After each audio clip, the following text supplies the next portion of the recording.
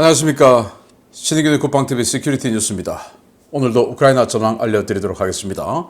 우크라이나의 대반격 공세, 특히 주전장인 자포리자 전선이 이번 주 들어와서 살짝 소강 상태를 보이고 있는 가운데 오히려 이 전열을 가다듬고 참호해서 시간을 끌어야 될 러시아군이 동부전선, 즉 루한스크 쪽에서 아주 광정면에서 치고 나오고 있습니다. 그것도 전차부대, 전략 예비부대인 전차부대를 동원해서 치고 나오고 있는데 나름 한 몇 킬로 전진했어요. 그런데 그 상황이 지금 어떤 상황인지, 그러면 러시아는 피해 없이 전진하고 있는지, 그 피해로 인해서 러시아는 앞으로 어떤 데미지를 입을 것인지, 그리고 왜 이런 무모한 공격을 하는 것인지 알아보도록 하겠습니다. 신의균의 국방TV 구독, 알림, 좋아요 눌러주십시오.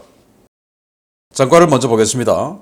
지금 여기 나와 있는 전과를 말씀드리기 전에 지금 현재 남부전선은 소강 상태고 이 첫 번째 탐색전 공세를 통해서 얻은 여러 가지 정보, 그리고 전초 방어선은 깼죠. 그리고 이제 2차 방어선 깨러 들어가야 되는데, 그래서 이 첫 번째 공격을 통해서 얻은 여러 가지 정보를 통해서 적의, 즉 러시아군의 취약 지점을 파악하고 크기를 대규모 전차부대를 보내서 돌파, 확장하는 이런 작전을 펴기 위해서 뭔가 지금 협의 수기 중에 들어갔다라고 하는 우크라이나군이고, 그래서 지금 현재 갑자기 러시아군이 치고 나오고 있기 때문에 주 전장은 크레미나 쪽으로 옮겨간 상황이다라는 걸 말씀드리면서, 병력은 540명의 러시아군을 사살했고 전차는 9대 격파, 장갑차 21대 격파, 차량은 22대 격파,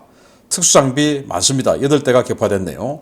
야포는 더 많습니다. 32문의 야포가 격파가 되었고, 다란장 로켓 1문 격파, 무인 항공기 35대 격추, 미사일 3발 여격 등의 전과가 있는데, 전차, 장갑차는 뭐 합해서 대대급 정도 되지만 야포는 거의 여단급 포병이, 러시아군 포병이 사라졌다라고 할 수 있고, 그리고 통신, 방공, 전자전 이런 특수장비들이 무려 8개가 파괴되는, 이 러시아로서는 치명적인 데미지를 입었다라는 것을 알 수가 있습니다.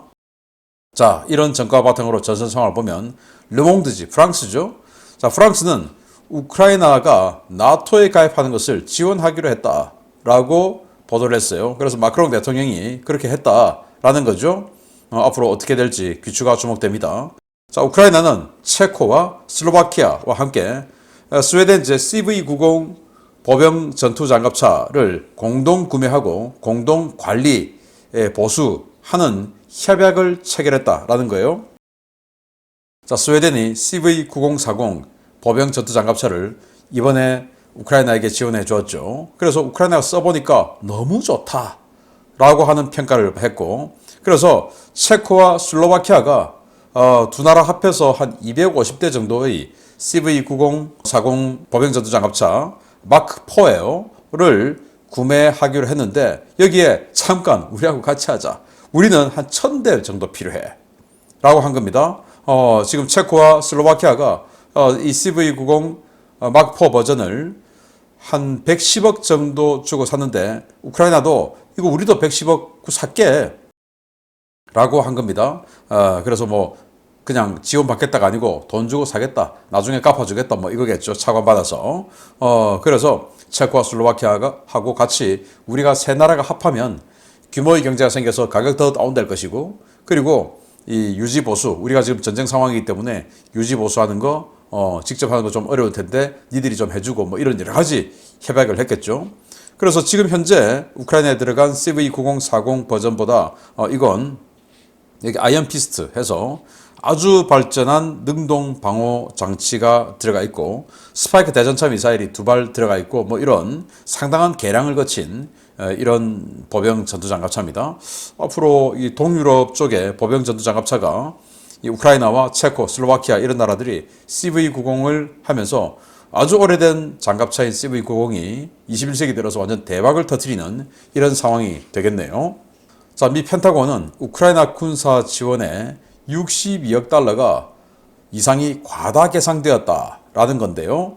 자, 그래서 뭐 이 우크라이나에 군사 지원하는 게 대통령이 지원해 주라고 명령하는 것도 있고 의회에서 결의해서 주라고 하는 것도 있고 여러 가지가 있지 않겠습니까? 그러면 어쨌든 대통령이 주라고 했던 의회에서 주라고 했던 간에 그만큼 줘야 되는데 과다하게 상회됐다는 것은 62억 달러어치만큼 안 갔다 그 말이죠. 우크라이나 입장에서는 완전히 그냥 복 만났는데요.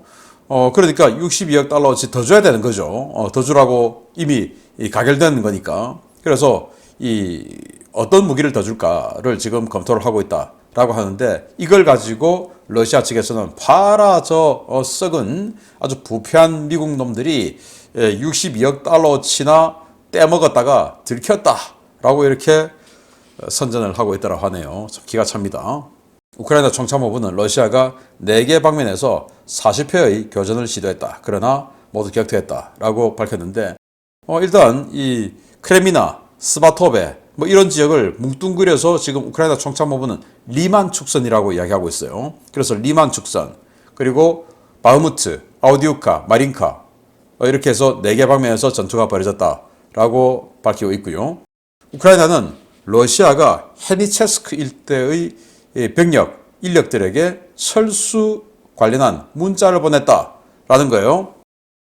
자, 여기가 헤니체스크 역인데 어떤 문자가 갔다? 그 문자를 공개하진 않았습니다. 그러나 문자가 갔다. 어떤 내용이냐? 자, 곧 혹시나 철수 명령이 내려질 수 있는데 만약에 당신에게 철수 명령이 내려진다면 당신은 어떤 방식을 통해서 어느 지역으로 피신해라 라는 사전 안내 문자가 갔다는 거예요. 근데 이 헤니체스크는 어디냐? 이 헤르손주 남쪽 크림반도와의 접경 지역인데 크림반도에서 바로 북쪽으로 올라와서 헤르손시로 가는 쪽 도로가 있고 크림반도에서 사선으로 북동쪽으로 올라가서 멜리토폴로 가는 도로가 있죠. 그 멜리토폴로 가는 도로의 초입에 있는 그러니까 멜리토폴 자포리자주와 크림반도를 이어주는 핵심 그런 전략 지역이죠. 여기 지역에 러시아군 그리고 러시아 부역자들에게 문자가 갔다. 그러니까 러시아가 이 지역을 포기할 수 있다. 그 말은 뭐냐? 자포리자, 헤르손 전부 포기하고 크림반도로 도망갈 준비를 하고 있다라는 겁니다. 우크라이나 국방차관은 러시아가 동부 전선에서 파상 공세를 펴고 있는데 방어선을 뚫지를 못했다라고 밝혔고요. 러시아가 헤르손의 수해 지역 우크라이나 측 구조대원들에게 조준 포격을 했다라는 거예요. 이 사진인데요. 뭐 구급차 뭐 이런 것들이 가서 활동하는 그 구급대원들 구호 작업하는 그런 사람들 있지 않겠습니까? 그 사람들을 향해서 조준 사격 포격을 해서 정말 뭐 완전히 시신이 난자가 되는 이런 상황까지 나왔는데 정말 참 처참하고 안타깝습니다. 그리고 러시아는 이 수해 구조하는 이런 사람들에게 왜 쏘는지 모르겠습니다. 자기네들도 포탄도 넉넉하지도 않은 그런 상황인데 왜 이런 전쟁 범죄를 굳이 사서 하는지 이해가 되지 않습니다. 안타깝습니다. 러시아가 리코베 탄약창에서 손상된 탄약 20톤을 소각했다라는 건데요. 리코베 탄약창 정말 뭐 어마어마하게 큰 탄약창이었죠. 전국급 탄약창이었다라고 나오고 있는데 이 리코베 탄약창을 이제 뭐 불 다 끄고 보니까 탄약이 한 20톤 정도 나왔는데 보니까 뭐 못 쓰겠더라. 그래서 소각하기로 결정하고 그러면 20톤이나 되는 탄약을 소각하면 또 굉장히 큰 폭음 뭐 이렇게 나오지 않겠습니까? 그래서 인근 주민들에게 혹시 폭음이 나오더라도 우리가 일부러 지금 소각하는 거니까 이해해라 라고 사전에 고지를 했다고 해요. 그러면 여기 이 탄약창이 전국급 탄약창이라고 하는데 도대체 얼마나 되는 탄약이 사라졌냐? 그래서 최소 1000톤 정도가 이번 공격으로 인해서 사라졌다고 합니다. 1000톤. 그러면 1000톤은 어느 정도 되냐? 포탄 한 발에 한 30kg 정도 뭐 안팎으로 본다면 한 3만 발 정도가 사라진 거죠. 3만 발. 그래서 3만 발이면 어느 정도냐? 러시아가 지금 전 전선에서 하루에 한 10,000발 정도 이렇게 쏘고 있으니까 그 리코베 탄약창은 남부 전선 그러니까 헤르손과 자포리자에 탄약을 공급하는 그 전국급 탄약창이죠. 그러니까 동부전선 빼고 남부전선에 공급을 하니까 남부전선에 있는 포병부대가 일주일 정도 쓸 탄약을 날려버린 겁니다. 그럼 뭐 일주일만 안 쓰면 되지. 일주일 안 쓰면 됩니까? 안 되죠. 그러니까 전 남부전선에서 포탄 부족이 앞으로 지속적으로 이게 이제 누적이 돼서 계속 포탄 부족에 시달려서 제대로 된 사격을 하지 못하는 이런 상황이 되었다라는 치명상을 입은 거죠. 자, 이고르 거킨 전 도네츠크 국방장관이었죠. 이 사람이 또 방송을 또 했습니다. 러시아는 이 전쟁에서 졌고 이길 가능성도 없다라는 동영상 방송을 했는데 여기에 달린 댓글도 보면 곧 이고르 거킨 사라지겠구나 뭐 이제 이런 내용들도 달려 있는데 이 말이 사실인 것 같습니다. 자, 러시아가 자포리자 전선의 예비대로 국지적인 반격을 했고 모두 실패했다라고 하는 주장도 나왔고, 그리고 자포리자 전선 바실리카 서쪽이죠. 이 드네프리 강의 완전히 23km 되는 폭의 호수가 사실상 소멸 단계에 들어갔다. 위성 사진인데요. 자, 여기가 전부 다 강이었죠. 드네프리 강이었습니다. 여기 새카만 거 조금 보이는데 여기가 엔노호다르 원자력 발전소고 여기가 바실리카 전선이에요. 바실리카. 그런데 23km 되는 이 어마어마한 강폭의 드네프리 강이 다 사라지고 지금 그냥 맨땅이 되고 있는 상황이다. 그래도 이제 이 남쪽에 조금 아직 물이 남아 있고 물이 흐르는 곳은 북쪽 지역에 이렇게 흐르고 있는 것을 우리가 볼 수 있네요. 그래서 이 어마어마하게 넓은 이 지역이 전부 맨땅으로 변하고 있으면 여기서 지금 전투가 벌어지고 있는데 우크라이나군이 여기서 그냥 도보로 치고 들어와도 되겠네요. 좀 지나면. 이런 상황이 되어버렸다라는 소식 바탕으로 주요 소식 들어갑니다. 첫 번째입니다. 최근 러시아 국가두마가 우크라이나 전쟁에 참전한 장병들의 형사소출을 면제하는 법안을 발의해 논란이 된 가운데 러시아 군사법원이 아직 법안이 통과되기도 전에 충격적인 판결을 내놔 러시아군 장병들이 술렁이고 있습니다. 러시아군에서는 참전만 하면 이런 범죄를 저질러도 용서가 되는 모양입니다. 휘하 부하 장병을 무차별 폭행하고 흉기를 사용해 배를 가른 극악무도한 범죄를 저지른 러시아군 대대장이 군사법원에서 참전을 대가로 집행유예를 선고받아 러시아군 장병들이 술렁이고 있다고 러시아군 내부 오신트 소식통이 현지 시각 6월 21일 리포트했습니다. 소식통은 최근 러시아 서부 군강구 예하의 비보르크 군사법원에서 부하를 폭행하고 흉기를 휘두른 혐의로 기소된 대대장 알렉산드르 쿠다셰프 소령에 대한 충격적인 판결을 발표했으며 이 판결 직후 쿠다셰프 소령은 계급을 유지한 채 부대로 복귀했다고 전했습니다. 쿠다셰프는 부하에게 폭력을 휘둘러 중상을 입힌 혐의로 체포됐는데요. 러시아 검찰 당국은 놀랍게도 그에게 살인 미수가 아닌 직권 남용 혐의를 적용했고 법원 역시 이를 인정해 징역 10년에 집행유예 3년을 선고했습니다. 쿠다셰프 소령은 2023년 2월 11일 영내를 돌아보던 중 몸이 아파 생활관에 누워있는 병사를 발견했는데요. 전투복을 입고 누워있는 병사를 본 그는 그 자리에서 병사를 무차별 폭행했고 그를 화장실로 다시 끌고 가서 추가 폭행을 가했습니다. 그는 화장실에 있던 와플 타월을 묶어 부하를 폭행하던 중 그의 몸에 하트 무늬를 관통하는 칼 모양 문신을 보고 네 배도 한번 뚫려봐라 라며 대검을 가져와 부하의 배를 난자했습니다. 피해자는 다른 군인들의 응급조치와 긴급 후송으로 목숨을 건졌지만 중태인 것으로 알려졌는데요. 그 자리에서 군사경찰에 체포된 쿠다셰프 소령은 기소는 되었지만 황당한 근거로 집행유예를 선고받아 부대로 복귀했습니다. 재판부는 그는 참전 경험이 있는 용사이기 때문에 그의 명예와 위상을 고려해야 했고 범죄 후 양심의 가책을 느끼고 있었다라며 그가 특수군사작전 지역에 자원해서 가겠다는 뜻을 재판 과정에서 밝혔기 때문에 그의 애국심을 참작해 집행유예를 선고한다라고 밝혔습니다. 러시아군 장병들 사이에서는 지난 5월에 있었던 이 판결에 대해 빠른 속도로 소문이 돌고 있는데요.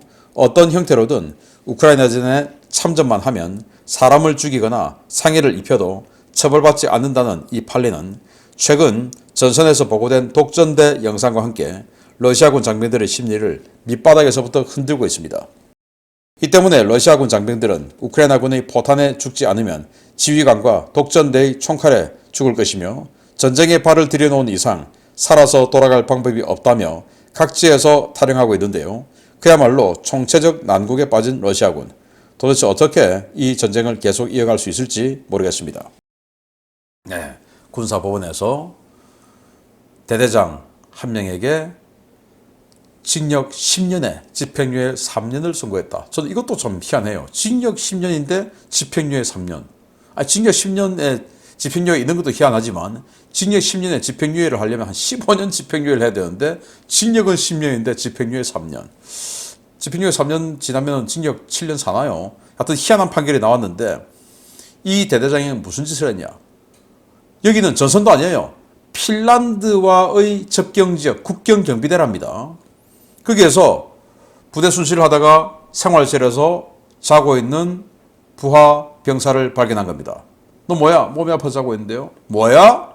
하고 그때부터 무차별 폭행을 가했다고 해요. 자기 기분 나쁘다고. 아니 자기 근무 시간 아니면 몸 아프면 좀 잘 수 있는 거지. 당연히 자야 되죠.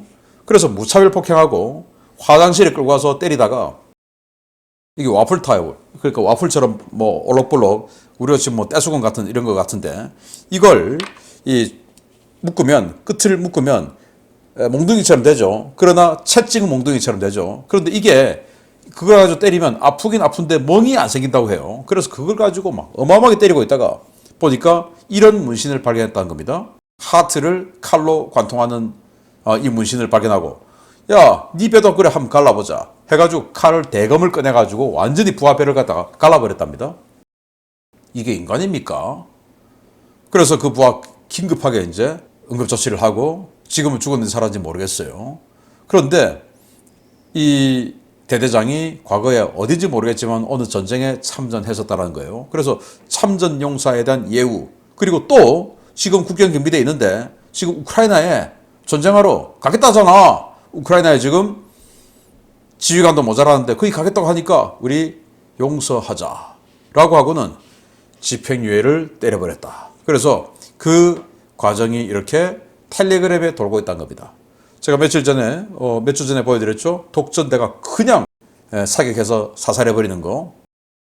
그 영상과 이 텔레그램의 문자가 러시아에 광범위하게 도니까 뭐야 이거 우리를 이런 식으로 대해? 우리는 그러면 무조건 죽는 거네? 맞아 죽던지 아니면은 독전대에 총 맞아 죽던지 아니면 우크라이나군 포에 맞아 죽던지 그건 뭐야? 그래서 탈영이 대규모로 늘고 있다고 하는데 아무튼 전쟁 끝나고 나면 러시아는 제대로 국가로서의 기능을 할 수가 없게 될 것 같습니다. 이런 상황이 되니까요. 기가 차죠. 자, 두 번째입니다. 러시아가 전구 차원의 귀중한 전략 예비대로 써야 할 전차 부대를 엉뚱한 곳에서 소진하고 있다는 소식 시큐리티 뉴스를 통해서 전해드린 바 있습니다. 크레미나 스바토베 일대의 전투가 극렬해지면서 러시아군의 피해가 점점 심각한 수준으로 누적되고 있다는 소식입니다. 지난 6월 18일 제76 근위 공중 강습사단을 중심으로 시작된 러시아군의 크레미나 스바토베 방면 공세 작전의 주역이 최정예 부대인 제90 근위 전차 사단으로 바뀌고 있으며 일선에서 러시아군의 피해가 급격하게 늘어나고 있다고 현지 워싱턴 소식통이 6월 21일 리포트했습니다. 러시아군은 현지 시각으로 6월 20일부터 크레미나 정면, 스바토베 정면, 쿠젠비카 정면에 대규모 포격을 가하며 전차로 구성된 돌격대를 내보내는데요. 산림지대가 우거진 이 지역에서의 전차부대 공세는 곧바로 우크라이나군에 의해 저지되었습니다. 크레미나 정면에서는 세개 축선으로 부대를 나눈 전차부대가 파상 공세를 폈고 스바토베 정면에서는 다른 장 로켓이 동원된 대규모 포격이 보고됐는데요. 가장 격렬한 공격이 보고된 쿠판스크 인근의 쿠젠비카 축선에서는 러시아군이 약 3km의 돌파구를 만드는 데 성공한 것으로 전해졌습니다. 친러 밀 블로거들은 크레미나 정면에서 76사단이, 스바토베 정면에서 90사단이 강력한 공세를 펴고 있고 항공우주군이 대규모 항공차단 작전을 펴고 있다라며 적의 대화력전이 강력하긴 하지만 명백한 결론은 러시아군이 전진하고 있다는 것이라며 러시아군의 승전을 주장하고 있습니다. 이들은 적은 기동부대와 포병부대의 상호 협력이 부족하며 감시정찰 자산이 부족하기 때문에 빠르게 치고 들어가는 러시아군 전차부대를 발견하지 못하고 있다라며 러시아군이 빠른 돌파로 적의 지휘 통제 체계를 파괴하고 있고 계속해서 좋은 성과가 보고되고 있다라고 주장했습니다. 실제로 러시아는 지난 6월 18일 제90 근위 전차사단이 제76 근위 공중 강습사단과 함께 크레미나 스바토베 전선 공세에 나섰다는 사실을 친정부 매체를 통해 공개했습니다. 러시아 온라인 매체 크폰닥테는 현지 시각 6월 18일 제90 근위 전차사단 예하 제6 근위 전차 연대에서 전차대대급 돌격 부대인 젯 돌격 분견대 지휘관의 인터뷰 기사를 내보냈습니다. 해당 인터뷰 기사에 등장한 다게스탄 출신의 지휘관은 중령 계급으로 이번 공세작전을 위해 특별히 편성된 제병협동 돌격부대인 젯 돌격 분견대 대장이었는데요. 그는 인터뷰 이틀 뒤인 6월 20일 전차를 몰고 우크라이나군 방어선으로 돌격하는 작전을 지휘하던 중 우크라이나군의 집중 포격을 맞고 전사했습니다. 해당 지휘관이 이끄는 돌격대의 전차들 역시 대부분 포격을 맞고 파괴됐는데요. 러시아는 6월 20일 해당 전투에서만 10여 대에 가까운 전차와 수십 대의 장갑차, 야포를 잃은 것이라고 추정된다고 현지 오신트 소식통들은 전하고 있습니다. 우크라이나는 크레미나 일대 고지대에 구축된 방어진지를 활용하면서 이곳에 최신형 8륜 세자르 자주포와 블랙 레이븐 중대로 알려진 드론 부대를 투입해 러시아군에 막대한 피해를 입히고 있는데요. 1년 넘게 뚫지 못했고 앞으로도 그럴 것으로 보이는 전선에 전략 예비부대를 갈아넣고 있는 러시아군, 전쟁에서 이길 생각이 없는 모양입니다. 이 사람이 젯 돌격 분견대 대대장, 여기 있는 이 사람 반팔 티셔츠. 근데 이 인터뷰하고 우리가 이 숲에서 지금 돌격하고 있어요. 그런데 우크라이나군 완전히 그냥 허접이에요. 이런 인터뷰를 했다가 이틀 후에 폭격 맞아서 죽었다고 합니다. 전차와 함께. 자, 그런데 제가 여러 동영상들을 봤는데 그냥 이 동영상은 어떤 동영상이냐? 전차 한 서너 대가 러시아 전차예요. 숲 앞에서 공세를 펴려고 하다가 우크라이나군 일제 포격을 맞고 파괴되는 동영상인데 일단 동영상 한번 보시고 하겠습니다. 포격을 받고 파괴되었습니다. 자, 이런데 이런 동영상이 하나 두 개가 아니에요. 계속 지금 나오고 있어요. 바로 크레미나 지역입니다. 그런데 이 크레미나가 루안스크의 중북부 지역 아니겠습니까? 크레미나에서 치고 나오고 있죠. 그 위에 스바토베에서 또 치고 나오고 있죠. 또 그 위에 쿠피안스크 지역에서도 치고 나오고 있죠. 아주 넓은 광정면에서 치고 나오고 있는데 이 부대들이 제90 전차 사단이다. 아까 그 죽은 지휘관도 90 전차 사단의 6연대 소속이었죠. 그런데 왜 이런 짓을 하냐? 참 저는 이해가 안 되고 여기도 여기는 이제 공수군 크레미나 숲에서 공수군 BMD-4 장갑차가 폭격맞고 파괴 유폭 그래서 한 두 번 유폭을 하는 그런 영상을 봤는데 이것도 잠시 보시겠습니다. 네, 정말 처참하게 유폭이 되는데 이렇게 무성한 숲에 왜 기계와 부대를 집어넣어서 옴짝달싹도 못하게 하면서 계속 죽어나가는 건지 이건 이제 그 숲에도 또 길이 있는 거죠. 그 길로 러시아군의 T-72 B3 전차 중대가 마구마구 진격하고 있는 사진인데 영상인데 이것도 한번 보시겠습니다. 네, T-72 전차가 보전 협동 없이 장갑차하고 같이 아니고 그냥 전차끼리만 마구마구 돌격을 하고 있는데 이걸 이제 일반 민간인이 찍어서 지금 올렸죠. 자, 이건 전차가 앞으로 가다가 뭔가가 있는 것 같아서 오른쪽으로 피했는데 대전차 지뢰를 꽝꽝 밟는 장면인데 한번 보시겠습니다. 자, 지금 전차가 가죠. 가다가 오른쪽으로 가는데 오른쪽에 대전차 지뢰 두 개 있다. 꽝! 네, 꽝꽝.